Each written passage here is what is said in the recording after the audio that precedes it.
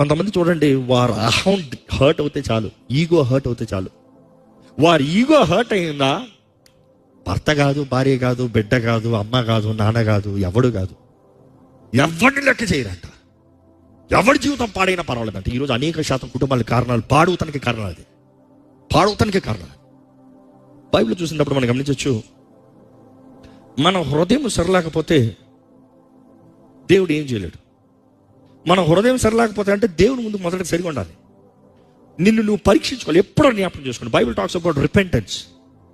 I thank God, అయ్యా పశ్చాత్తాపడతానికి అవకాశం ఇచ్చిన దేవుడు అయ్యా, అందుకని కృపాకాలాన్ని ఇచ్చావయ్యా.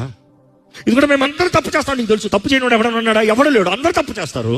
కానీ తప్పుని సరిదిద్దుకునే మార్గాన్ని ఇచ్చావు, పొరపాటుని సరిదిద్దుకునే మార్గాన్ని ఇచ్చావు, నోరు జారిన మాటలకి క్షమాపణ పొందే అవకాశాన్ని ఇచ్చావు, తప్పుడు నిర్ణయాలకి నీ పాదాలు పట్టుకుని రీడైరెక్ట్ అవుతానికి అవకాశం ఇచ్చావు.